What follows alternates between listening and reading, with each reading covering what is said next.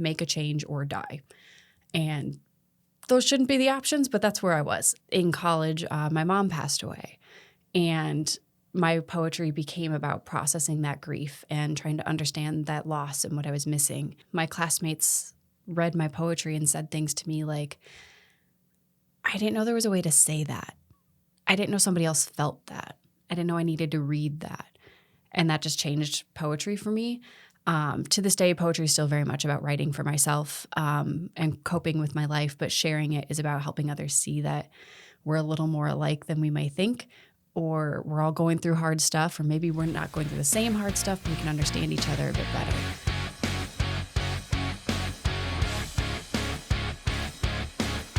What's going on, guys? My name is Ryan Snod. It rhymes with odd, and you're listening and watching the Rhymes with Odd podcast, the place for all things business, self-improvement, and having fun. Today, we are talking with another amazing guest. We have Kelsey Bigelow in the hot seat. Kelsey, welcome to the podcast. Thanks for having me. I'm excited to be here. So Kelsey is a poet and somebody that I've known for a couple years now, and I really wanted to have you on today to talk about all the career path stuff you've had kind of come and go, and how poets make money these days. So I think this conversation is going to be a really fun one. So I appreciate you coming. Yeah, there's plenty to talk about.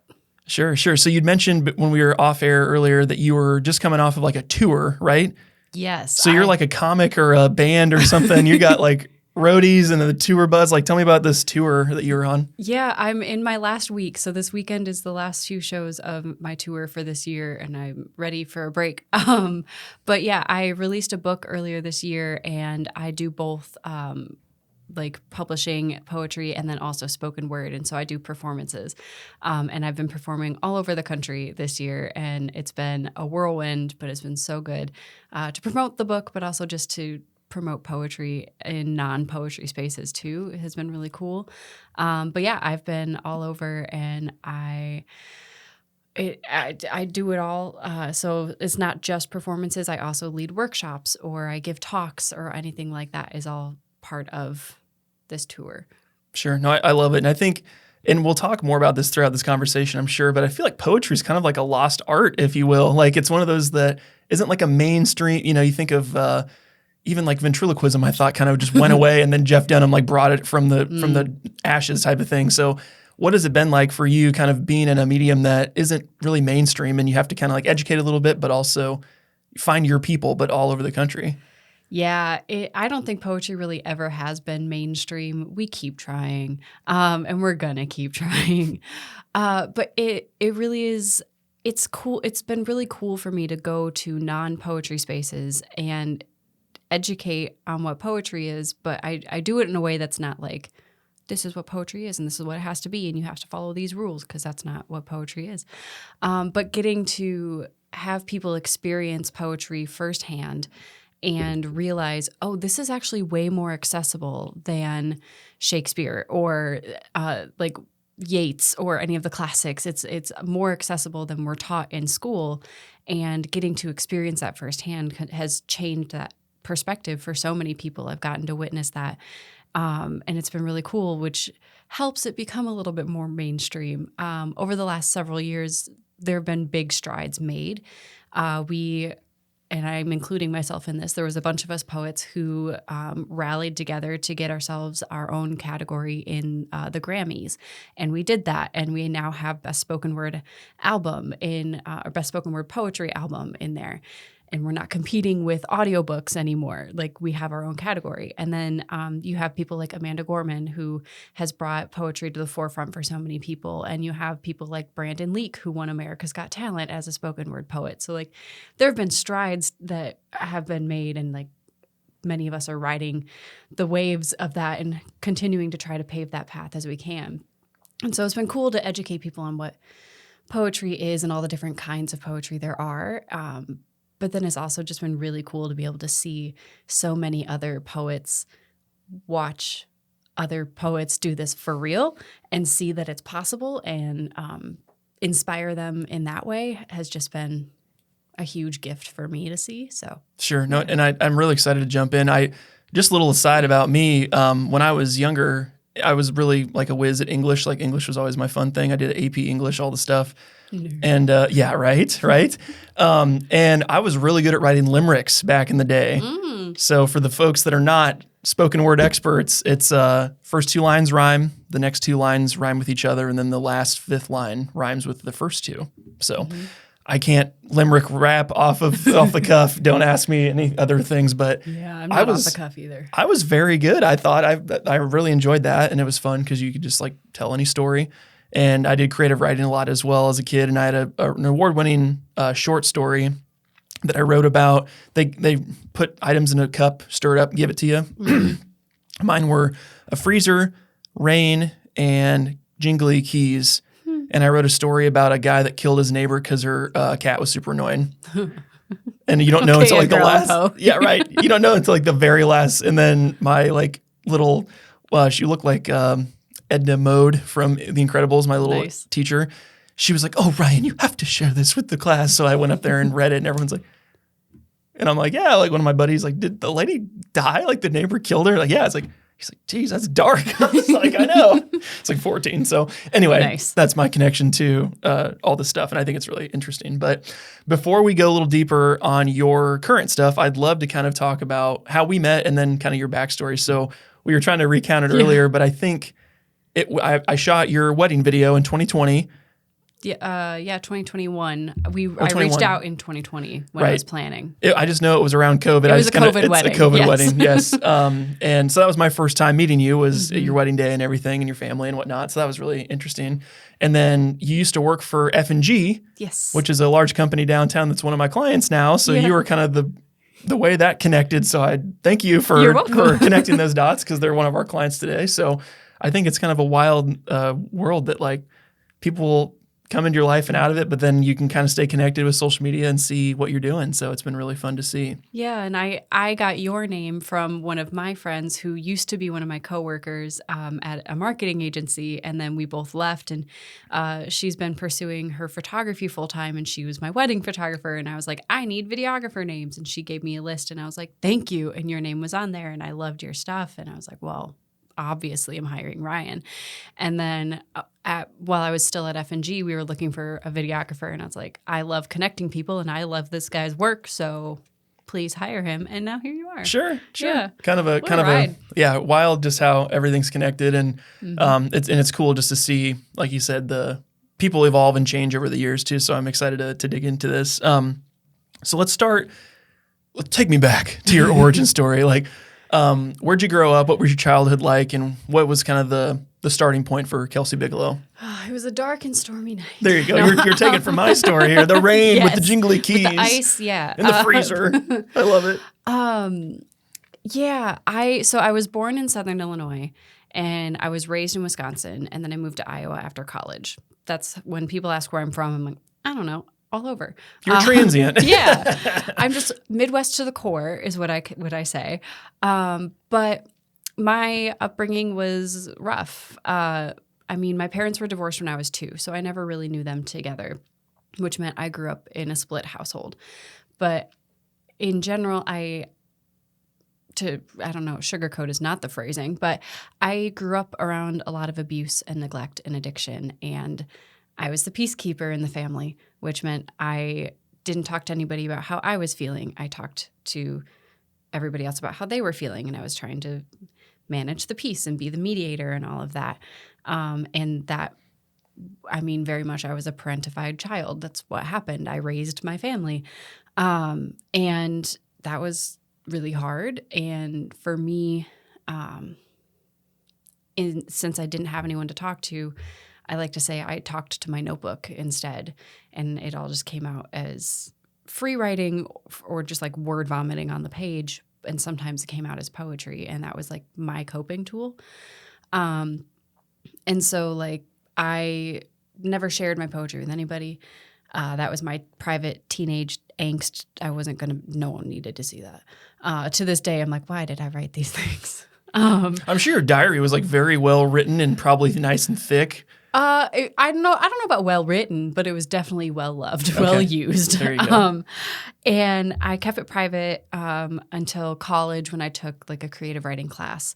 And in that class, you get workshop, which is where you have to give your work to your classmates for them to give you feedback and politely tear apart and tell you how to make it better. And that was my first time really sharing it. But by that point, I had left home. I left home in a classically teenager way, and I ran away. And I was like, I was done. I was over it. I needed my options at that point were either make a change or die. And those shouldn't be the options, but that's where I was. And so I left. And how old were you at this time? at that point, I was 18, 19. Okay. So you were I was technically not classically a runaway. You were a legal adult at that point. Legally allowed to leave, but I left in that I didn't tell anybody. I packed all my stuff while people were gone, and I just left. I moved myself away, started living life for me, and I got to college, and college was great. But in college, my mom passed away, and my poetry became about processing that grief and trying to understand that loss and what I was missing. But that was also meant I was handing my poetry on my grief on a page to my classmates to tear apart and tell me how to make better. And I was like, why am I doing that to myself? This is such a personal thing. But kind of what ended up happening was my classmates read my poetry and said things to me like, I didn't know there was a way to say that. I didn't know somebody else felt that. I didn't know I needed to read that. And that just changed poetry for me. To this day, poetry is still very much about writing for myself and coping with my life, but sharing it is about helping others see that we're a little more alike than we may think, or we're all going through hard stuff, or maybe we're not going through the same hard stuff, but we can understand each other a bit better. And so that became how I approached poetry. I finished my college years. I graduated from UW-Platteville in Wisconsin, so just over the river from Dubuque. And at graduation, I graduated with a degree in professional writing because it was general enough that I knew I didn't want to be a teacher. And I was like, I don't know what – I know I need to do something with words, but I don't know what that is. And I thought I was going to end up in publishing, but I ended up getting hired at a marketing agency here in Des Moines. And that's what brought me out here. And I was like, a job in my field that isn't teaching, I'm taking it. Iowa never crossed my mind, was never even a thought to me. Most people when I left Wisconsin were like, why are you moving to Iowa? And I was like, look, it could be worse. And I'm still close by. You kind of like split the difference, right? Illinois, Wisconsin, kind of right. Yeah, I'm just, I'm right here, and like it has actually worked out nicely to be able to visit family in both states. Sure. There's an airport here. It's helpful if you need to fly somewhere. And it is directly in the middle of the country. So this tour has been lovely because I'm halfway. It's great. But yeah, so I moved to Des Moines. And I was working as an editor at a marketing agency and also started I was desperate to find other poets because I moved here knowing nobody. And I was like, I need poets in my life. And I found the Des Moines Poetry Slam. And I was like, I don't know what a slam is, but it says poets, so I'm going. And that first night, I met the founder of the slam. And a slam is a poetry competition. And she signed me up to compete that night. And I was like, you did what? Excuse me? And you just said, I'm not very good with freestyle or making stuff up on the fly. I need some time. Well, I had like my own poems like on me because I always had my notebook, but I was like, I've never shared my poetry like with the world in this way, only privately in a classroom.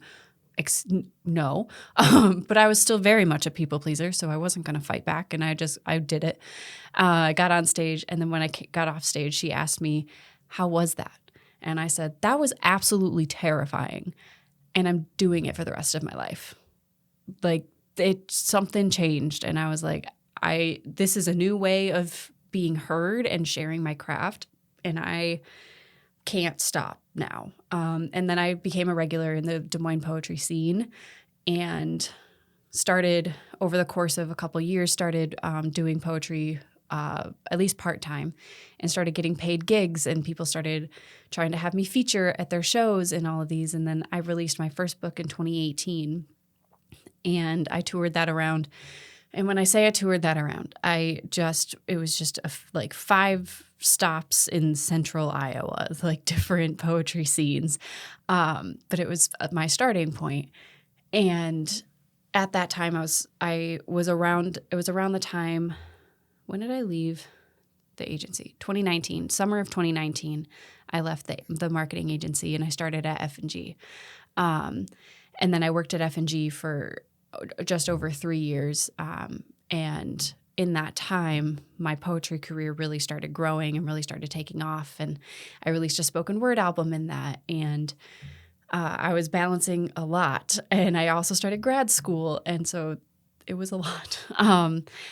And also in that time, I met my now ex-husband.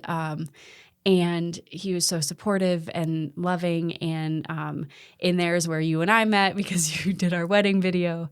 And it was the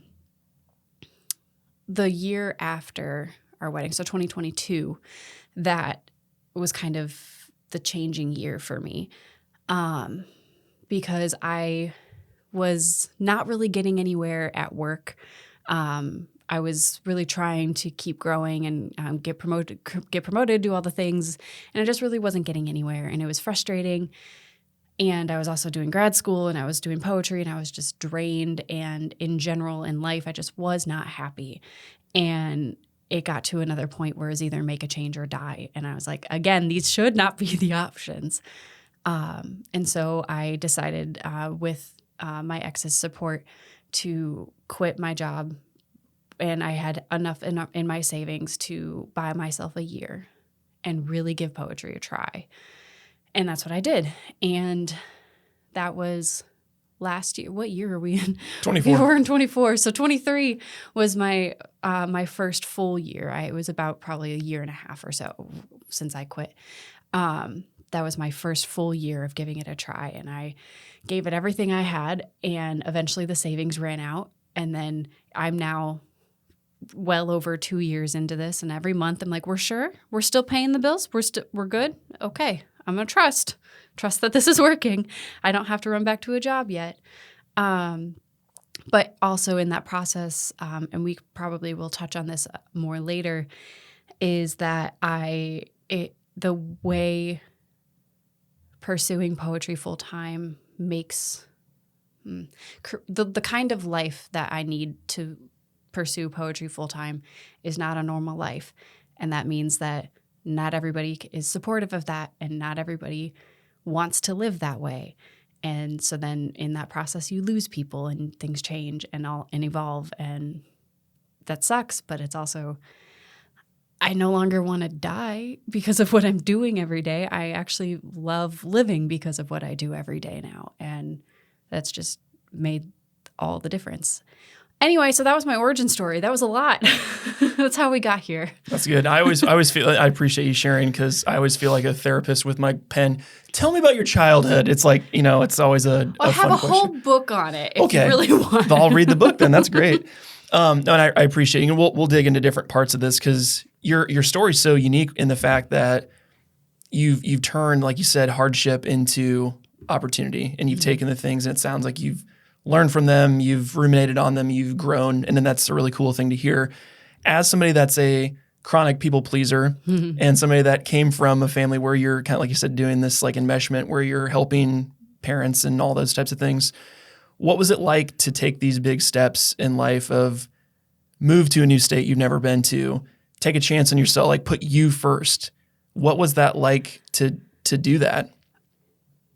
Absolutely terrifying, and I'm doing it for the rest of my life. Same quote as my how I found poetry. It is I will say I am nowhere near the amount of a people pleaser as I used to be. Thank gosh, I've done the work, but it is unnerving as a people pleaser to put yourself first and to say no to things, or to not tell people when you're doing a certain thing. But those are the necessary steps. At least they were for me, that I would not have made decisions that I made for my life if I had told certain people before I made the decision because their opinions would have affected what I did.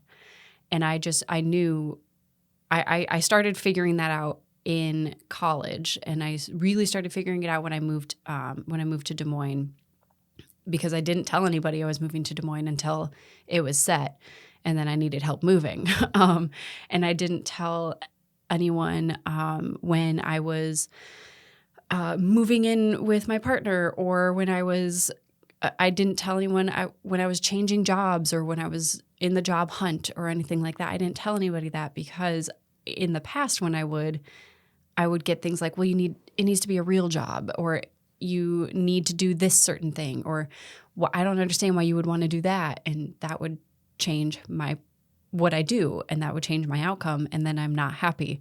And then I don't want to be here anymore. And I needed to stop that cycle. And so I stopped telling people things until it was already happening or too late for them to have any sort of impact. And that's easier said than done. But the more you practice it, the easier it gets. I mean, to this day, there are still some things that I'm like, I probably should tell people. But then I'm like, why? I can put me first. And then when people see that I'm happy doing what I'm doing, they'll be happy for me. And that's been the case for the most part, that people see things work out for you for when you do things for you, and then they're happy for you. And they're actually better served if you are putting yourself first than if you're not taking care of yourself. You can't effectively take care of other people. It's like that whole put the air on yourself before the child thing. Mm-hmm. Yeah. No, I love that. And I think it's an interesting dilemma, because you want to keep the people you care about updated on your life, but it's also not a open podium, share everything feedback type of thing. Because I think when I to compare it to my story, when I was preparing to leave to do my business full time, I reached out to everyone I knew, like 15, 20 people, like uncles, aunts, cousins, friends, connections, like not to get permission, but like just wanted to hear it out. And in hindsight, I knew what I needed to do. And like, why was I looking for permission? It's one of those things. Like, if you really truly know where the other side of happiness is for you, you owe it to yourself to do it. Like, yeah. And if you're doing something that is safe, but everyone's like, oh, it's such a great job, or you pick the safe partner, but you're unhappy, or you're, fill in the blank, doing something that on paper looks great, but you're not fulfilled. What the heck are you doing, It really is. So many decisions I made in my life, as from careers and partners that I have been because I just wanted people to be proud of me, not because that was what was making me happy. Sure, I was good at the work I was doing, but it wasn't making me happy. And like, sure, I had a good relationship, but neither of us were the happiest we could be. So why? And the people I was looking for validation from weren't giving it, or if they were, it wasn't in the way that I needed it or whatever. And I'm like, why am I putting so much pressure on my value from other people? That is unnecessary. And so when I eventually started making decisions for me, when I decided to go full time with poetry, the only person I told 3 people, my husband at the time, and my poetry brother, who's like my colleague, who was the person telling me to quit my job and do this full time, and then my absolute best friend in the world. Those 3 people, because I knew their opinions would not change what I do. And I also trusted that they would tell me, no, don't do it. Like, they would tell me if it wasn't going to work. But I wasn't going to tell my family. I wasn't going to tell my coworkers. I wasn't going to tell people in the community, because I don't need their permission. I need my permission. Sure.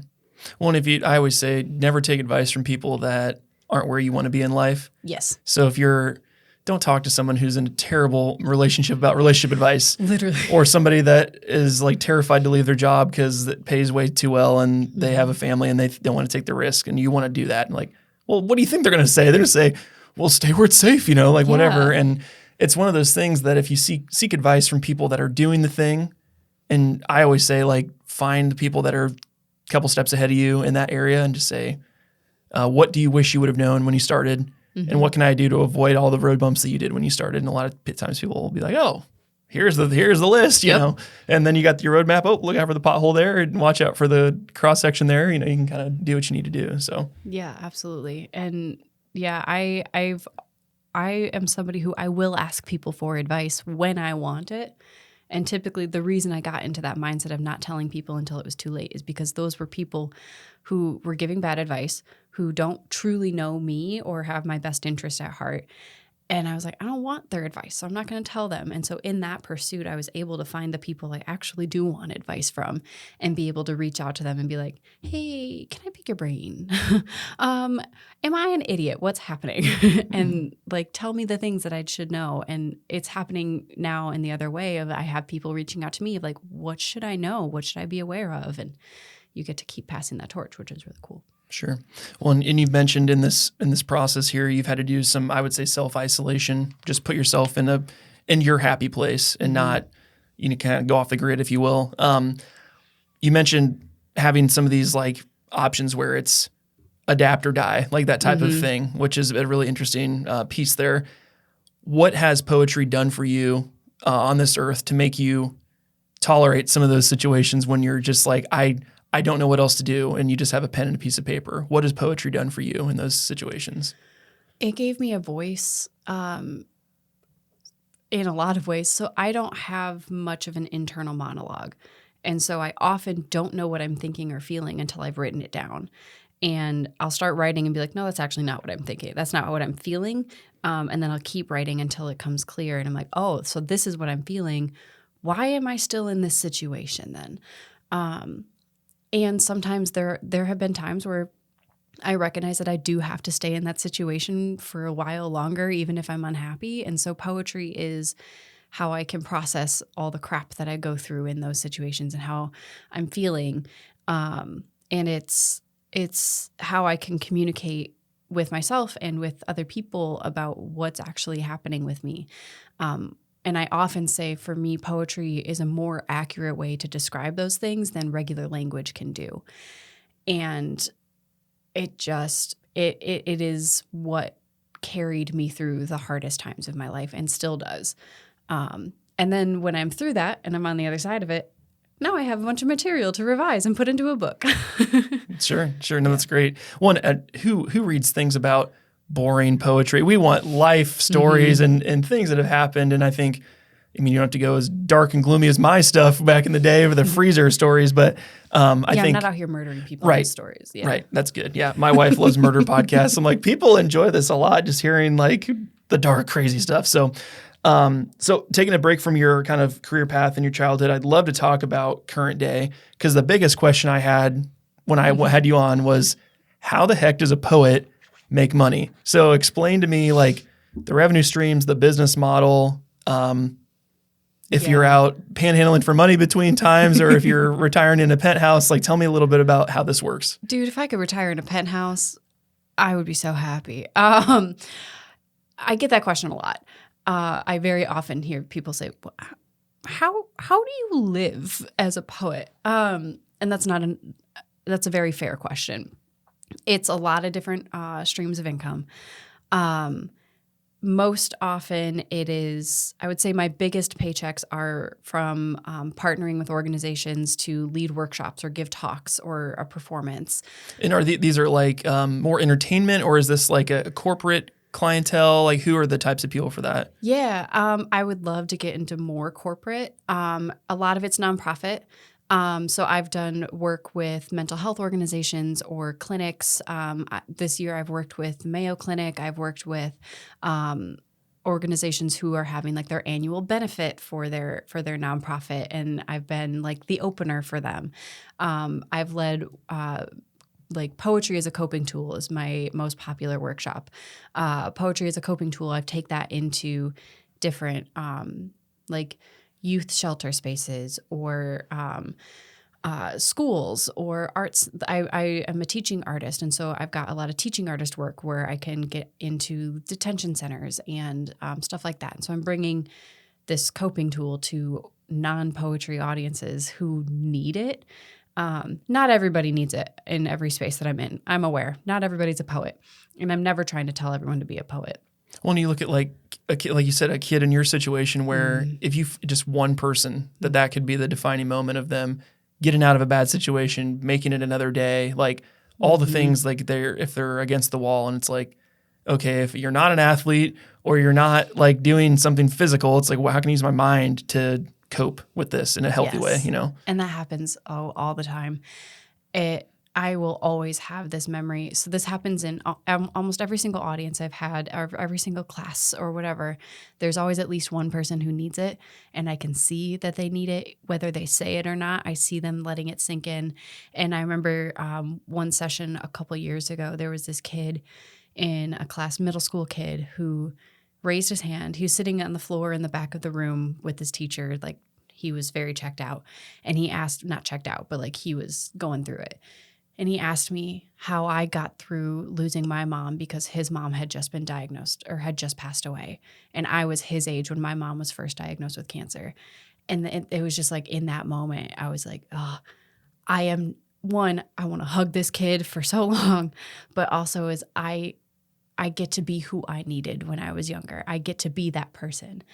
And I get to be that for kids, but I also get to be that for adults.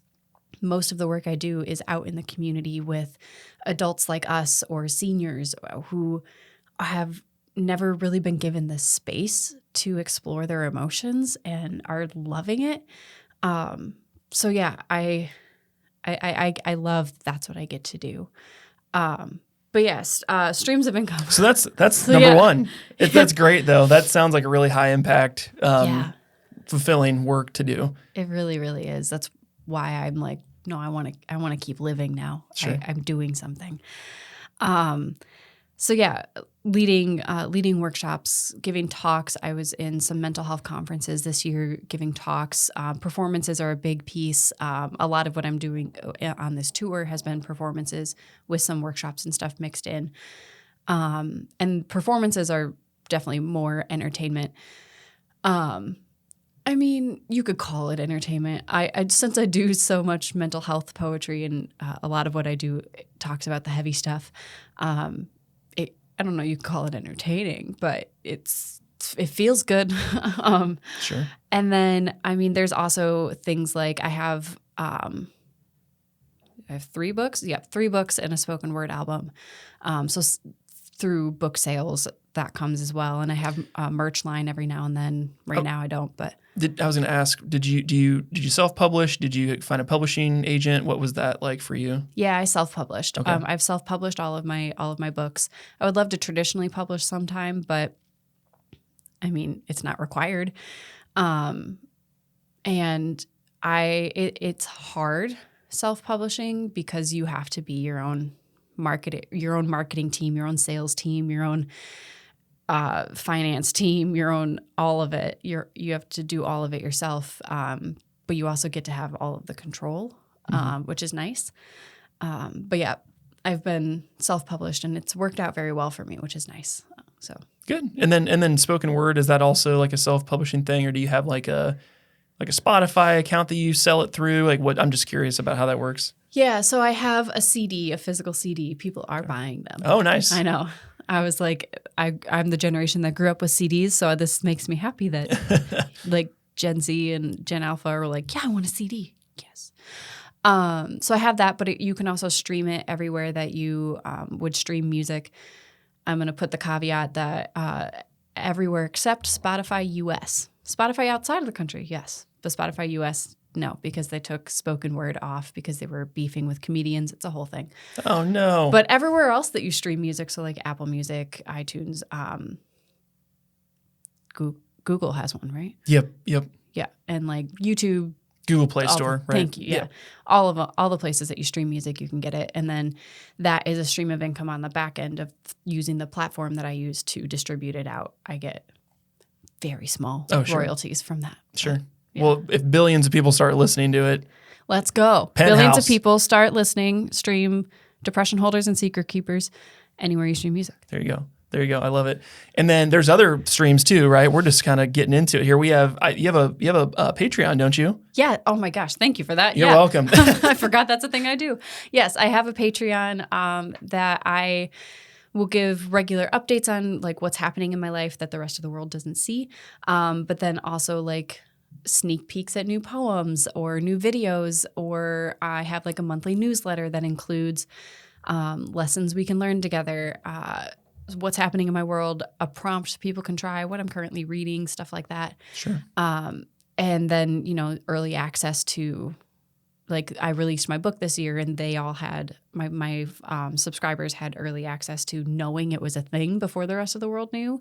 They got the pre-order link a few weeks before the rest of the world did, and stuff like that. So yeah, I've got my Patreon. How else do I make money? Do you publish any of your videos on like YouTube or TikTok or other platforms that you can monetize those at all? I haven't monetized my social media. I probably should at some point. Sure. I think I tried for a little bit, but then once you do that, you're very limited on like the sounds that you can use. And I'm like, I just want to enjoy social media. So I'm very active on my Instagram and my TikTok. My YouTube is like semi-active. I need to be better at it. Especially sitting here with you, I should be better at it. Sure. We'll get you some clips from this. We'll have you some stuff for shorts. And then, Facebook and all the social medias. But sure. Yeah. No, and it's super interesting to see because in a lot of these different avenues, you can really go deep on like your only offer is books or your only offer is spoken word. But diversifying this way, it's like you can have those digital options that can get you a good foundation that maybe you don't have as many spoken word events in a month, like it'll level you out a little bit, which is nice. So yeah, it was important to me to not do just one thing and pigeonhole myself too much to where I couldn't grow anywhere. And I couldn't gather more of an audience than just readers, or just listeners, or just a poetry scene. Because the work that I do is about helping more and more people address their mental health, talk about the hard things, and maybe grow in empathy a little bit more. And I can't do that if I'm so focused on just one thing, because that's only one group of people. And theoretically, that one group of people will be tapped out at some point, and then I have no job. Sure. Yeah. One of your options here, I mean, you mentioned like the majority of your income comes from that first option, the live presentations, that type of thing. Of all the options, which one is the most fulfilling for you? And then also which one has the most opportunity to grow? Like if it just took off, then it would do really well for you that way. I would say definitely the performances and workshops and talks. So the live performances, the live presentations, is probably a good word for it, because people respond to people. And I think I'm very proud of my work that I've done, but I think I translate better in person than I would on the page. And I think it gives me more of an opportunity to say more of what I want to say than just poetry does.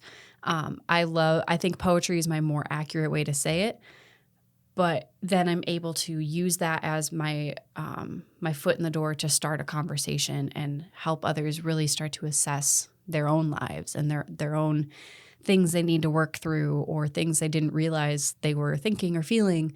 I like being able to use that as my conversation starter, because that's where the meaningful connections happen, is in those conversations that we have.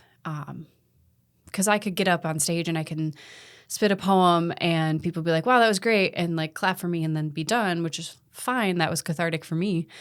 But where the meaningful parts come in is when somebody comes up to me afterwards and says, I have a poem about, I have dissociation, and I have a poem about that. And I had somebody come up to me and say, this was somebody older than me, say they didn't realize that was something they do, and now they feel encouraged to go talk to a therapist and figure that out and see if that's what they do and if that's what they have, because then they can understand themselves. I would not get that if somebody just read my book and had that and then went off, I wouldn't get that meaningful connection without having been in person with them to tell me that. So yeah, I think there's more room for growth there and more room for sustainability in the live shows, because I'm going to grow and keep changing, and we can all do that together as humans in person. You don't necessarily get that from a faceless book. Sure. Even if the books grow and evolve, there's no person really behind it. Well, and if you meet, you don't know the impact. You kind of just put it out to the world. They buy it. Oh, cool. And then like you never hear from them. Yeah. Where I think of like I read a lot of business books before my kids were born. Like every morning I'd be reading. Now I don't have any time, but there were some that like I will like sing their praises to the like, what's the best business book? Oh, you got to read this one. And there's so many people like that. Do the authors even know how much of an impact they've had on my life or other people's lives? Like you just don't know. So the only way we would know is if people leave a review online, and people really don't leave reviews like they should. Please leave reviews. Right. We'll put a link in the description. Because reviews help book sales and help algorithms see that you're doing well. But that's the only way an author would know, is either a book review or you were to message them on social media and be like, your book made an impact on me. Yep. Otherwise, we don't know. Well, I think it's huge because, I mean, I put out a lot of content on YouTube, social media, whatever, this podcast. There's times last year where I mean, this is like episode 58. I got like 30 in and I'm like, do I really want to keep doing this? I haven't had any response from the public because podcasting's that way. There's no metrics. Yeah. You just post it. And hope for the best. Yeah, and there's no public metrics. I mean, you assume that there's really popular podcasts out there, but no one really knows besides the people that have the metrics. And I was like kind of thinking, I'm like, oh, maybe I should stop doing the podcast. And I had a buddy from high school that has a lawn care company and if he's listening, he knows who he is. He had messaged me and said, hey, this summer, I've like binged every one of your podcast episodes. Like, this is one of the best interview shows. Like, I love how you ask questions. Like, please never stop doing this. Super. I will watch all these till they stop coming out.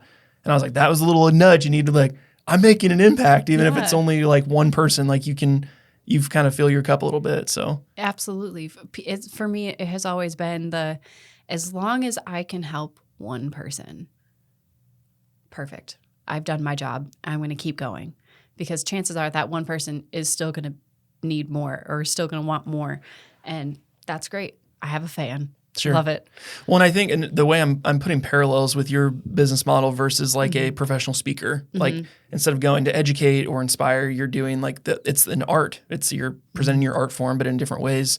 Because I think of like how people grow their speaking businesses, they use that as like a promotional tool where, yes, you get paid for the engagement, but then at the end, if you want to buy books, I have a table in the back, or if you want to join my paid community in the Patreon or whatever, like I'll give you a free month of the Patreon or whatever. Like you can use the live events to slowly build that digital audience or the recurring audience. So I think that's a huge piece too. Yeah, I need to be better at that. Sure. We can look at your structure, like you should put a call to action here. Like that would be I really should. I'm so terrible at promoting myself, which is funny because I have a master's in marketing and I worked in marketing for 10 years, and yeah, I'm terrible at marketing myself, but I keep trying. Sure. I can market other people, no problem. Marketing yourself is so different because it feels egotistical, but it's not. It's just a business thing. It's a business transaction. Sure. You have to do it, but. Well, I always say, like, if you look at it, Russell Brunson talks about the value ladder. He's the founder of ClickFunnels, and he's a very good marketing person. But he always talks about, like, the upsells where, okay, the lowest tier thing is, like, your free stuff on social, but then every few posts, maybe mention that next step up of like your Patreon, if it's like $5 a month or 10 or whatever it costs. And then the next thing is like buy the book, it's $20. Oh, okay. And now you get further along. It's like now we have a membership group. Oh, if you want me to come at your event, that's even more expensive, but it's more value. Like you only ever promote the one thing that's one step above. You're never just like, have me come write you a custom piece or something. Like if that's like the highest tier thing, like you slowly ease people in a little bit. So yeah, absolutely. Yeah. But yeah, we can talk afterwards. I love nerding out about marketing stuff. Okay, so we talked about, this will be the last question before the lightning round. We'll give you a break here. Oh gosh, okay. You mentioned some of these life changes and having to put yourself first in some of these situations. What are some of the things that you've learned about allowing other people that are close in your life to move on and knowing that it's the best choice for you, whether it was the marriage, your family, if it's your friends in the many states you lived in, What did you learn through that process of letting things that you love go a different direction? Ooh, I have had 31 years of lessons in letting go, and it never gets easier, but it becomes easier to understand and accept. I have lost a lot of people in my pursuit of poetry. And I just have to be okay with it. Because I know that it means I have made way for my true self, and it has allowed people who are truly good for me to come into my life that I would not have met if I had not been true to myself. And it has meant that the people I've had to let go of were right for the time, right for the version of myself that I was at that time. And that I got to see those relationships through. I got to see the course of both of us and who we were at that time be good for each other, and then recognize, okay, this is where we now are growing apart, and that's okay. That's part of life. That's always going to happen. You won't get anywhere trying to grasp onto that and hold people there, because no one's going to be happy then. And I will say there are still some people in my life that maybe I could have let go of years ago that I'm still just like holding on because I just want it to work out. Sure. And that's the hopeful side of me. But I also have to recognize that even with some of those people still in my life, I've just had to change my expectations of what the relationship is, whether it's a colleague or a friend or a partner, whatever it is, or family. Like, you just have to change what your expectations are of that, because not everyone's going to support what you do. Not everyone's going to understand it. Most often it's because people are just concerned for you and want you to be able to pay your bills and live. And eventually, when they see it work out for you, some of those people will chill and come back and be supportive and be very excited for you. But sometimes they won't, because of their own insecurities or their own whatever is happening for them is not your problem. And you just have to accept that. Yeah. And I guess there's just so much acceptance, and acceptance doesn't mean you don't grieve it.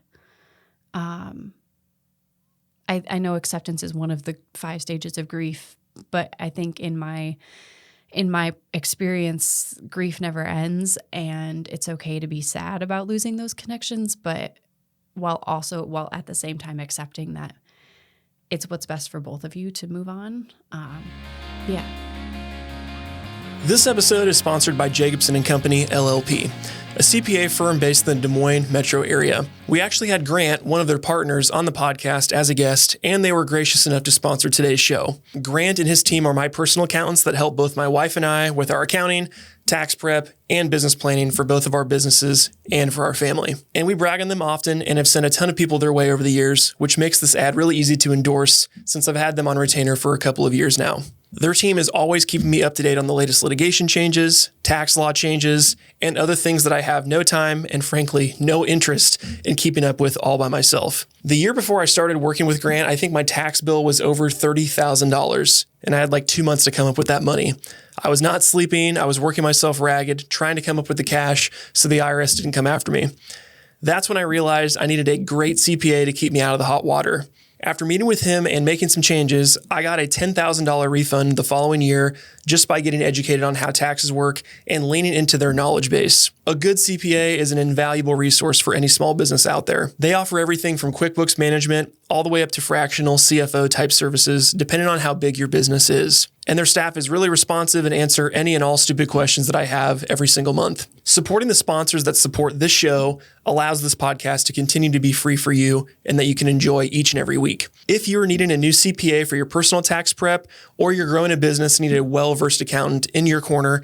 Make sure to check them out at jacobsoncpa.net and tell them that you came from the Rhymes with Odd podcast. Now, let's get back to the conversation.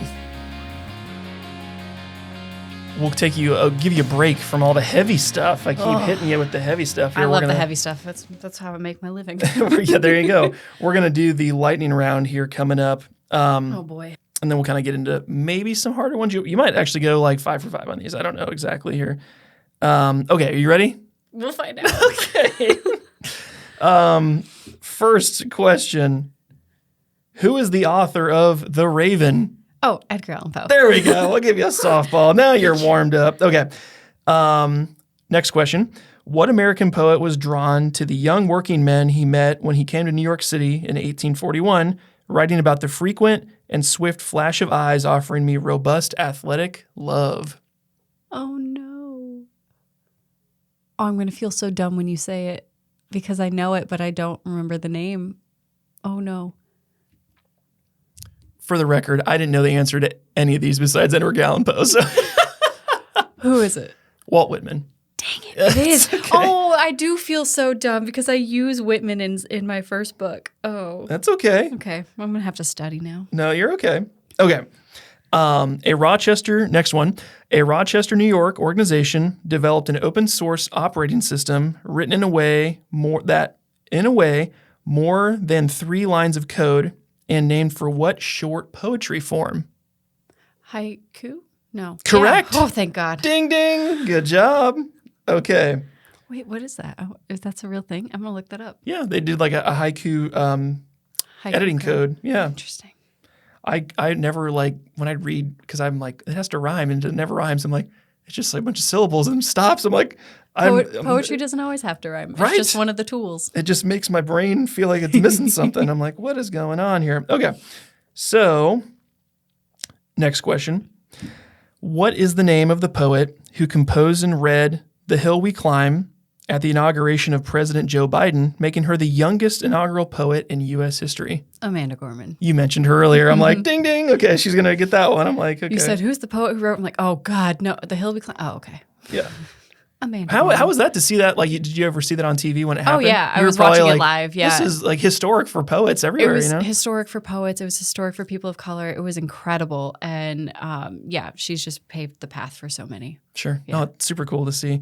Okay, so last question. Okay. Although her life tragically ended at the age of 30, do you know who it is already? No. Okay, sorry. Oh, no. What American poet and short story writer is credited with advancing the genre of confessional poetry and is best known for collections such as The Bell Jar? Oh, no. And posthumously won the Pulitzer Prize in 1982 for her collected poems. Emily Dickinson is the only poet I could think of, and that is not who wrote The Bell Jar. Oh, no. Do you have another guess, or is that your guess? That is not my guess, but I don't have I another got to use guess. the Regis Philbin. If the final answer, ding, ding, ding. Oh, no. Who wrote The Bell Jar? Oh, that's going to bother me. Who is it? Sylvia Plath. Dang it. It is. Yep. Yeah. I tried to use like more mainstream people. I didn't want to go like, who's this obscure person appreciate from 1805 that's never been talked about in public? These are all people that I'm like, oh, I know that. I've heard that name before. So I think you did well. It was like 4 out of 5. That's so not terrible. the Walt Whitman one's going to haunt your dreams. It is. You The have to Walt write Whitman- an apology letter to his family or I something. will. I'll put in my acknowledgments in my next book. Like, I'm so sorry. In the one podcast a few years ago, please forgive me. Well, you did a great job. Okay, so kind of shifting gears a little bit, I want to talk about there's different styles of poetry. Obviously, we've talked about different formats for the actual written word, but then also what you write about, the subject matter, the connection point. How do you characterize your poetry style to the layman that's like, what kind of poet are you? I have coined my own term. I am what I like to call a hybrid poet. Because I started as a page poet, which is what you traditionally think of when you pick up a book of poetry, who's writing in form. I have attempted sonnets. I'm not good at them. I have written some haiku. I started as a page poet. That's where my training was. But when I moved to Des Moines, I found spoken word poetry, as I mentioned, and was thrown into it and started going down the video rabbit hole of all these incredible spoken word artists across the country, across the world. And I really loved that way of presenting your poetry, but all the poems I had were very much page poetry, and they were short, and I was like, does this translate? I don't know. And what I learned is that, well, the second you say a poem out loud, it's a spoken word poem because you have now spoken it. But if you want to be like a performance poet, you have to add that level of performance and memorization and all of that to it. And so I've done a lot of work over the last couple of years to make my work live equally as both. And so most of the poems that I'm performing are performed on stage as if they were a spoken word poem, but I've learned how to craft them on the page to reflect the same kind of cadence and all of that I do out loud on the page, so that it is still a page poem, and it is still it still works for a reader to read it privately, just them in the book, versus an audience where it's me and them. So I do a lot of work to make my poems live equally as both. So I call myself a hybrid poet. That's really cool. Yeah. Well, I think, and you mentioned your subject matter is typically mental health driven, your experiences, which I think gives you like a never ending supply of material, right? You talk about like a love poet. They're like, well, they're just going to write about their personal, and if they're married, like, well, that's just the same story over and over again. It's like you have all these different things you can tap into for material. Yeah, and I definitely have love poems. I have a whole collection of love poems I haven't finished yet. But I've also written kind of corporate America poems and my experience there, but that I have not finished yet either. That is kind of mental health based as well. Sure. And like grief, but of course that grief falls under mental health too. But I do also have some silly poems that are just fun. I think years ago when I had cats, I wrote poems about the cats because they were just so fun and silly. But most of my work, what I make a living off of, how I can market myself, is through mental health poetry. But hopefully it never goes away. Sure. Well, would you be adverse to putting out like these spoken word ones on YouTube and having them be like where people could find you and then like, oh, we have to have her come speak at our event? Nope, I already do. Okay. Yep. So I have I have some videos that are my full feature set because some places that I pitch myself to want to see what a set of mine would look like. I have individual poems out there. So if a certain organization is looking for a certain kind of poem, I can be like, oh yeah, I have that. Here's this poem. So I have those for sure. And those sometimes will show up on Instagram and TikTok too. But yeah, I have those out there. Very cool. Yeah. No, it's fun to hear. It's a whole new world. Like I nerd out about industry and how like different industries work. And I think this is just such an interesting like case study, if you will. Yeah, spoken word specifically is very known for videos because spoken word poets often add choreography. And so you can't hear that. You can't see choreography with just audio. So you need the video. And most spoken word poets become well-known spoken word poets because videos go viral, or there are organizations that are like the place to find spoken word poets. There's like 3 or 4 that are like running the show, and then the rest of us out here just posting our own. Sure. Yeah. That's great.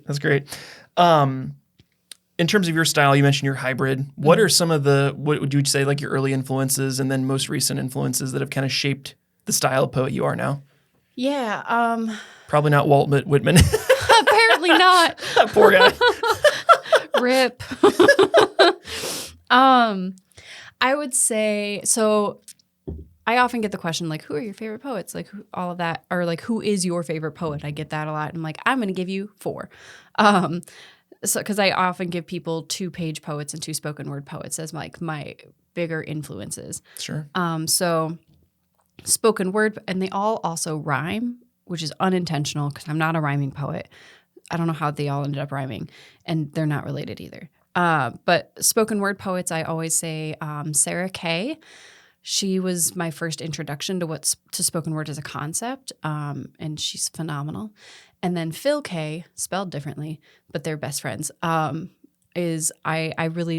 look to Sarah Kay for her storytelling and her cadence.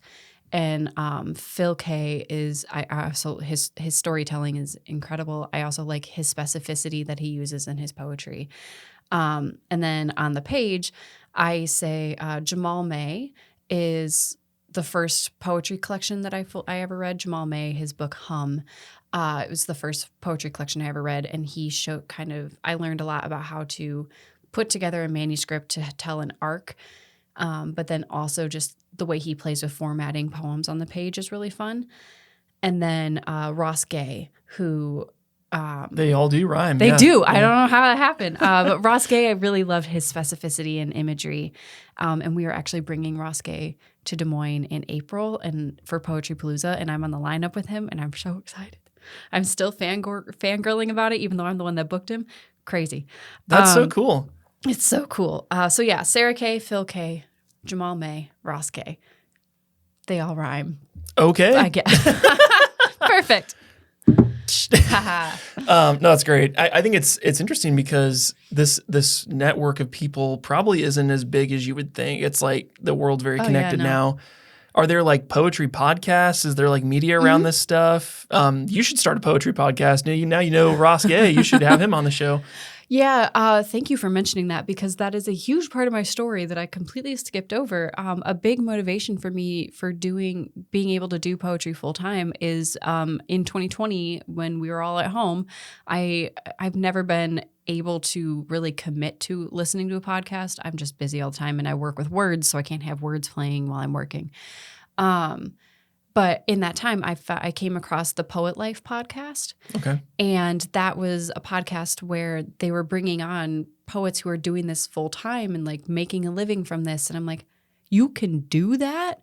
Like, that was my first recognition of like, wait, like people are doing this. And these are poets that I recognize from videos that I've seen online. Like, this is a real thing.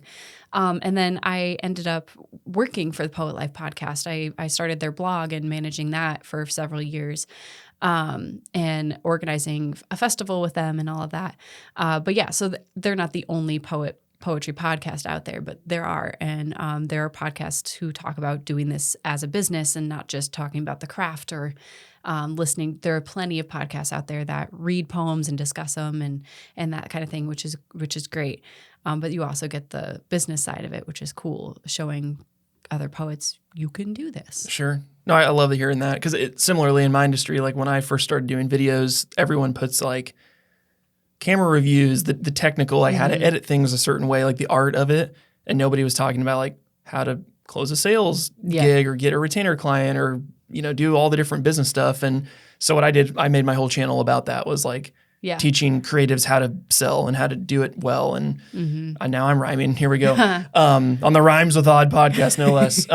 But that was kind of my niche that I found. And there's a market for every creative industry. It's like graphic designers. You look at like Chris Do and some of these other people, the Future podcast, where he teaches like logo designers how to charge top shelf for their stuff, where, it's like educated in each little industry. I think that this whole world's going to just, and anything that's an art form, there's a business behind it. Yes. But then also like you owe it to yourself as an artist to understand that so you can maximize it. Or if you're a recording artist, like don't just hire a manager or get a record deal and then be like, oh, they're going to take care of me. It's like, no, understand if you do sign a record deal, like that's a huge commitment and it's not always a good thing because they're going to finance you. And then if they shelf you, you're done. It's kind of hard to understand it. Yeah. And I think people don't talk about the business side enough. And this made me think of a question I want to ask you. Sure. Because Uno reverse card. Here we go. I'm ready for it. Because I get asked it all the time, and I'm actually very curious to know. I get asked often, and I'll give you my answer later. But I get asked, has the doing this as a business changed how you feel about the art that you make? Yeah. For me, I would say there's like two buckets. So there's the artist that is, I'll do shoots for free. I'll make whatever I make, but I just want this to be perfect. And then there's people that are trying to turn this into like it's more business minded, where it's a solution for a very specific client. I would say I'm in that second bucket. However, I do find a lot of fulfillment from the creative part. So I find fulfillment in improving little iterations every project that make it better. Mm-hmm. So I'm kind of like I'm a hybrid, if you will, of what you're talking about. But I'm definitely like an entrepreneur that chose this route. Mm-hmm. I would have started a business somewhere, but it just happened to be what I was skilled at. But it's not the thing I hang my hat on because there's people that are better than me. Gotcha. But there's also people that are better artists than me that I make more than, even though I'm putting out a less creative product, if that makes sense, because they don't understand the business side like I do. So I don't know if that even answers your question. Yeah, it does. And that is also a really great point too, is that there are poets better than me, but they don't get the business side. They're not putting in that work. So they are not where I am because I've put in the work. And I think that's true in any industry. And you have a superpower with your master's degree in marketing. Like, that helps. These people might be high school education only, or college dropout, or master's degree, or PhD, whatever they're at. You have a unique angle where they may not have the marketing background. Yeah. Right. And you've shown you know how to leverage online tools to monetize, which most people wouldn't even think of this stuff, where people are talking to me about my revenue streams. I'm like, okay, do you have a pen? Because it's going to be a lot like YouTube, TikTok. You're talking about like online courses, educating, podcast sponsorship. Like there's all these things that make it able to do the thing. It's not just a money grab. It's you're trying to spread your poetry to as many people and help as many people as you can. Yeah. So what tools can I use and make money along the way to make it viable that I can spend all my time doing this, which is super powerful. Yeah. Yeah. And my answer to that question is that I think the reason I get that question a lot is because people fear that like I will grow to resent my poetry, or my poetry will change because of doing it full time. And it hasn't changed it at all for me because I so drastically separate. I'm not getting, very rarely, unless I do get paid for commissions, I'm not getting paid to write poetry. I'm getting paid to present. I'm getting paid to teach. I'm getting paid for the live pieces or to give you a product. I'm not getting paid in my writing time. And so I've been able to very easily separate, like, this is my job. I'm answering emails. I'm doing meetings. I'm traveling. I'm doing interviews. I'm all of these things. That is my job. Writing poetry is still how I like to spend my free time. It's still how I like to relax at the end of the day or process things. The art form is so drastically separate for me from the business. And I think that is where people get stuck because they think, okay, I'm going to do this full time and that means I'm writing 24/7. No, I'm emailing 24/7, to be honest. And so I think that's something I would tell people is that you have to separate them and recognize that the business technically has nothing to do with your art.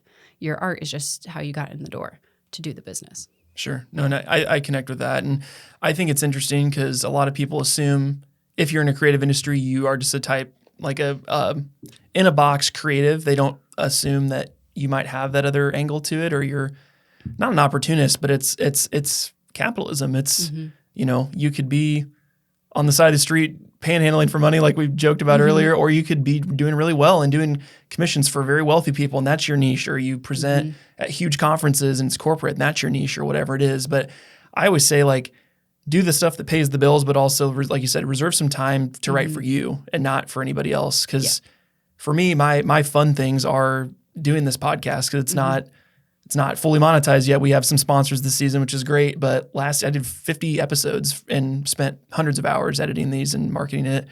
And just for me, I just love talking with people. This is something I would have done.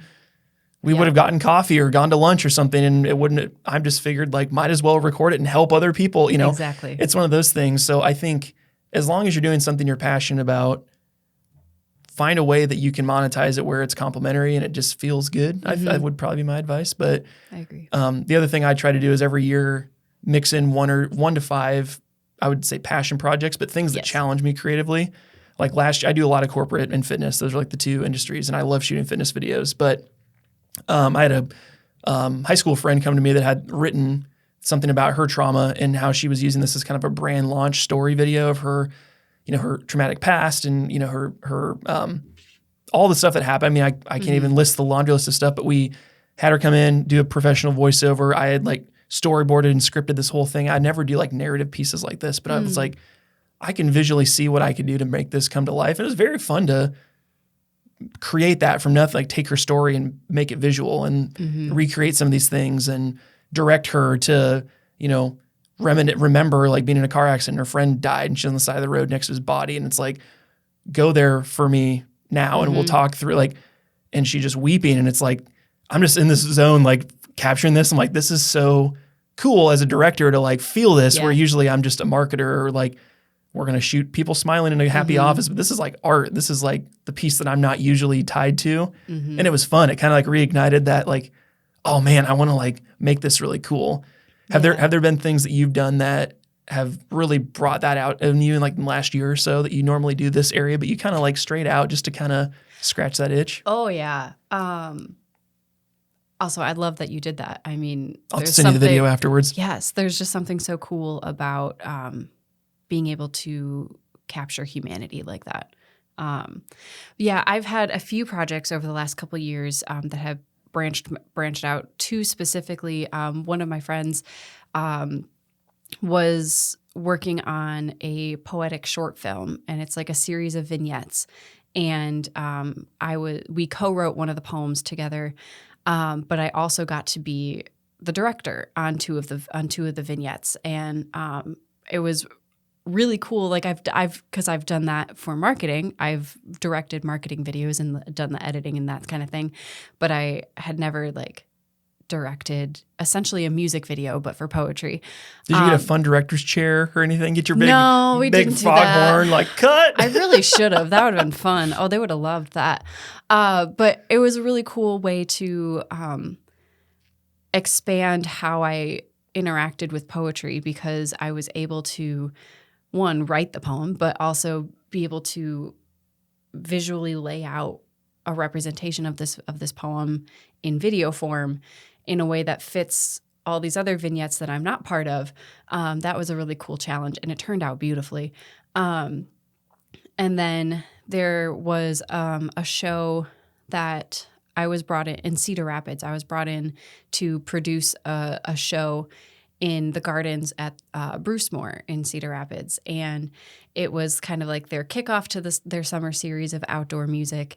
And my show brought together 2 spoken word poets, 2 dancers, and 2 musicians.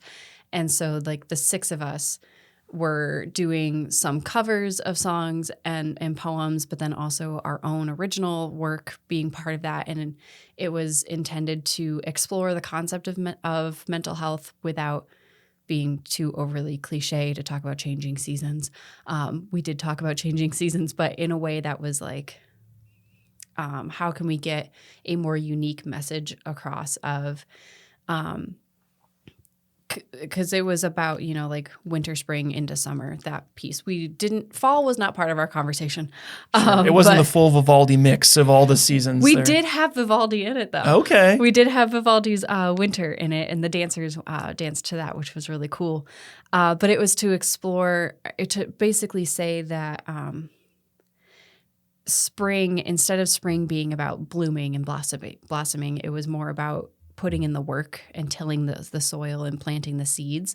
And so that in the summer, when you have all these beautiful days that you get to enjoy, there are still going to be derechos and tornadoes and really hard times. But because you did the work in spring, you can get through those days and you can enjoy, because winter's always going to come back around. And there are always going to be those times when it's too hard. But because you put the work in, you can still enjoy the good times. And so like that was love really the adaptation cool. And the kind of like visualization there, and it crosses over. Different people can connect with that in a different way. Yeah, and it was really cool. We had music of all genres. We had a little something for everybody. It was great. So that was one that really pushed all of us out of our shells. The 2 musicians are people who they do this work full time too, and they were so used to the kinds of covers and music that they do that they were, because I'm a poet, the songs were very word heavy, very lyric heavy, and they weren't used to that. And they said like it was a show that helped them they felt stretched, they felt challenged in a good way. And I was like, I also feel stretched because I've never tried telling musicians or dancers how to do this. And I grew up as both. And so it was really cool. So yeah, there's been a lot of really fun projects like that have allowed me to push the boundaries of how poetry can be presented. After going full time in this process from that moment to now, what's the biggest thing you learned about yourself? Since going full time, what is the biggest thing that I've learned about myself?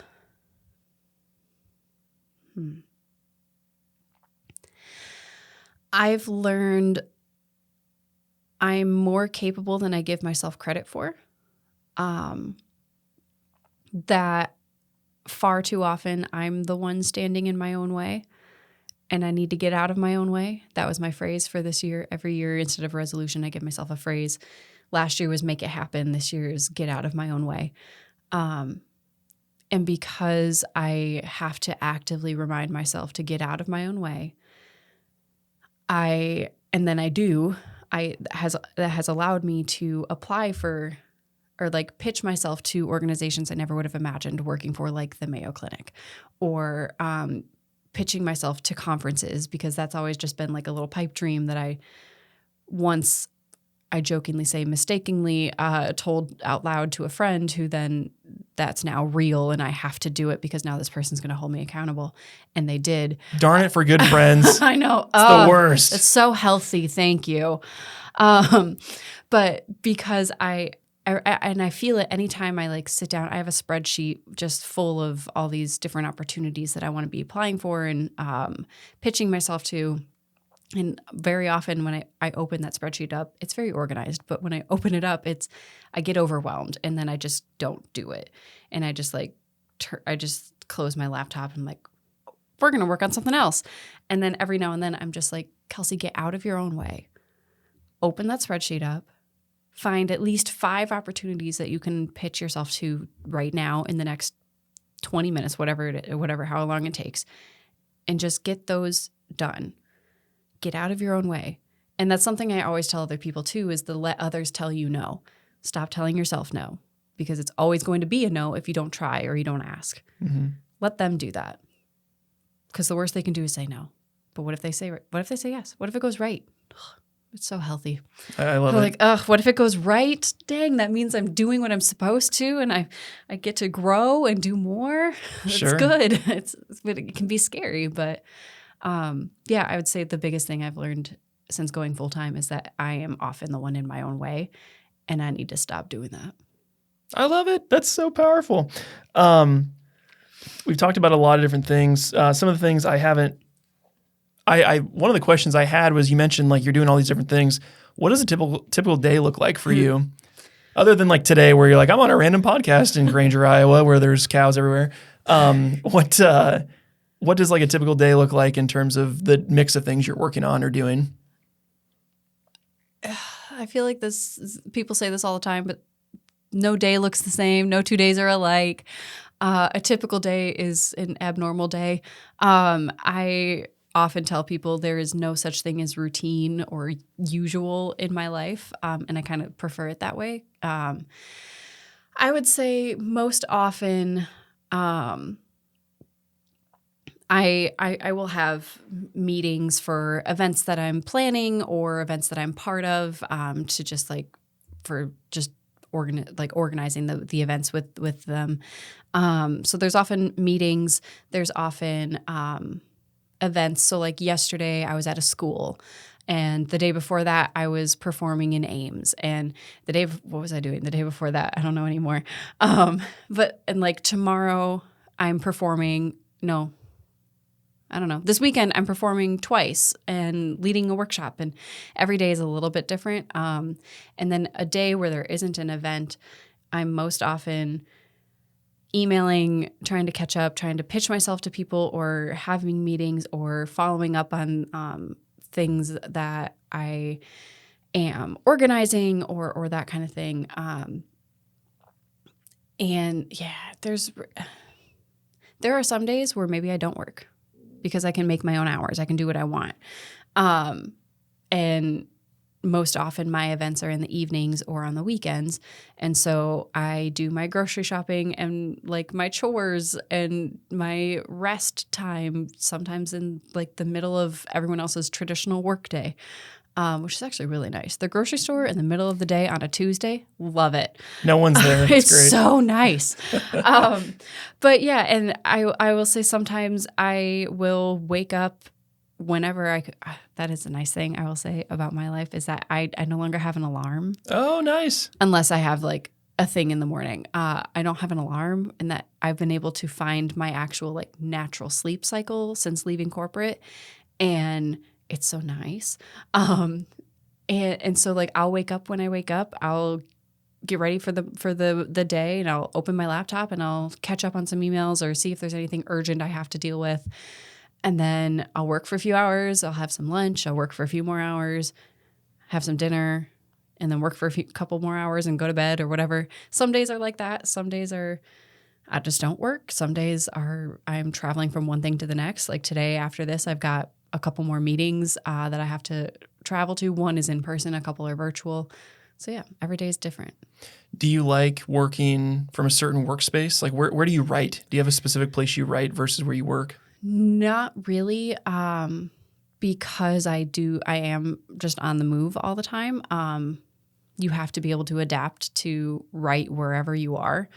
I will say I have like a desk set up at my home, but it's really hard for me to work at home by myself because my bed's right there. I could take a nap. Like Sure. I don't have to. I can have some snacks. And so most often I'll like go to a coffee shop or something to have something happening around me, like people bustling around, and I'll work or write in those spaces. I'm also on the road a lot, so like I've been touring a lot this year, and so I will.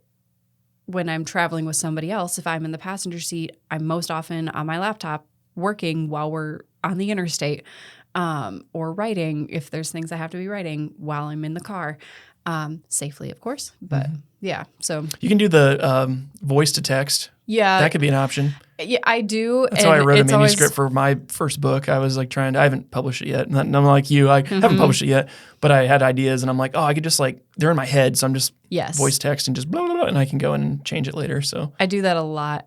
When I'm the one driving, I'll just like have voice text go and I'll say the line that came to my head or like the work reminder I need to do. And I'm in the habit of checking my notes app when I get where I'm going so that I can like put things in my calendar that I need to, or fix the poem that I was trying to say that Siri didn't quite get correct. And I'll be like, well, that wasn't the word I said, but I know the word I said. So yeah, I do that when I'm the one driving for sure.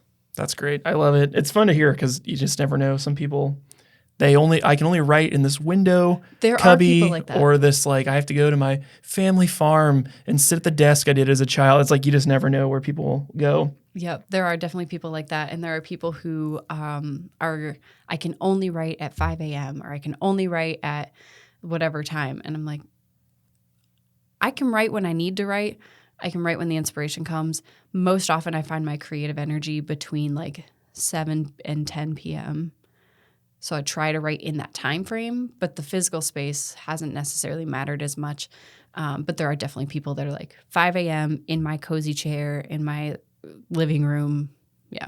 Yeah, I get it. Mine is probably in the first thing in the morning, like 9 to noon. Because I've had times where I have to like stay home and watch the kids or something's going on and I can't get to the office until like afternoon. And all my like work energy is just like not there. I just get in and I'm like, ugh. Like I would rather just come in early, knock it all out, and then take off early than like the reverse. It's kind of like working a split shift where you like go in for a bit, go home for 3-4 hours, and go back to work. It's like that. I just all at once is usually the way I prefer it. So it's always interesting.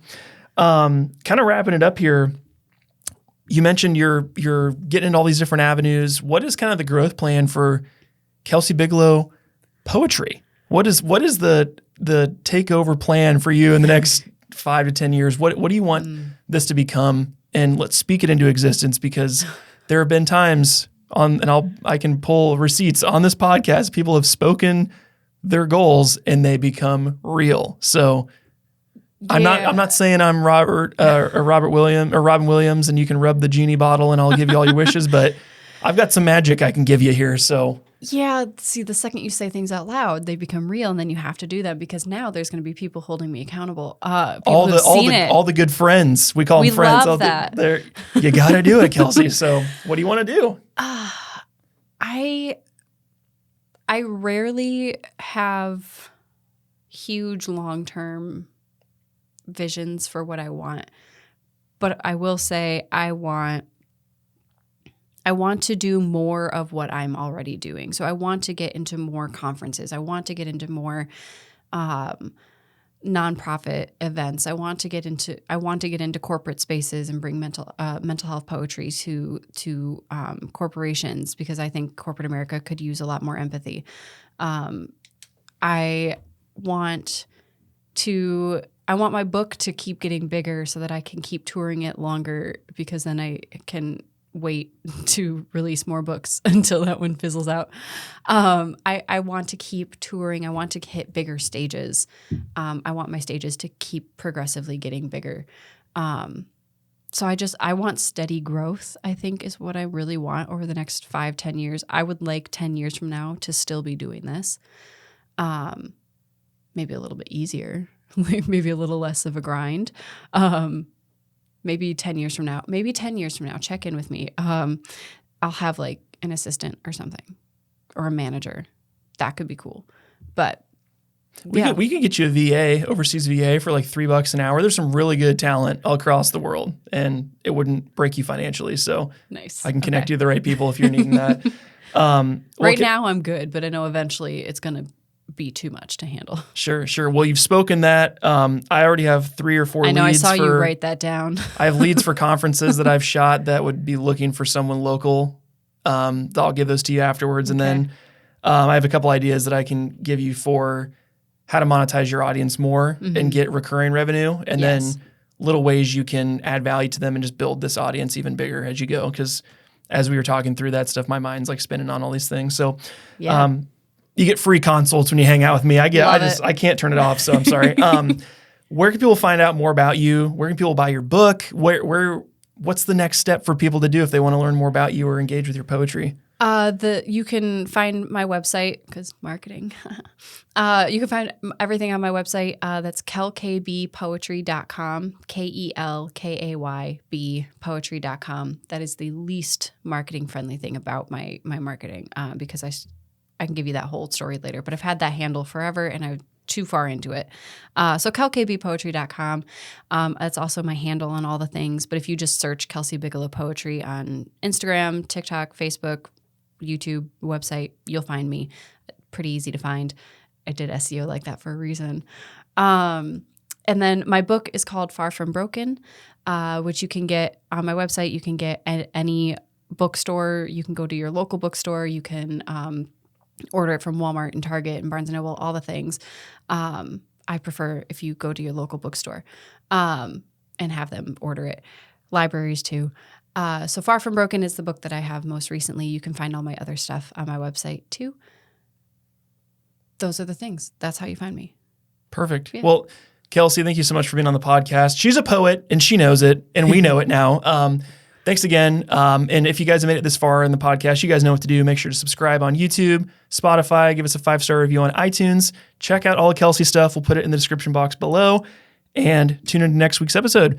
My name is Ryan Snod. It rhymes with odd, and we'll catch you in the next episode. Peace.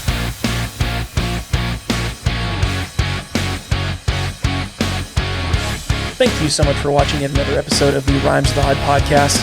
We really do appreciate your support. If you could give us a 5-star review on Apple iTunes, that makes a world of difference, guys. Also, if you're tuning in on YouTube or Spotify, make sure to subscribe so you don't miss another episode, and check us out on social media. Also, if you'd like to inquire more about our services here at Snod Media Group or learn about doing your own podcast for your own business, you can find us at snodmedia.com. We'll see you in the next episode. Peace.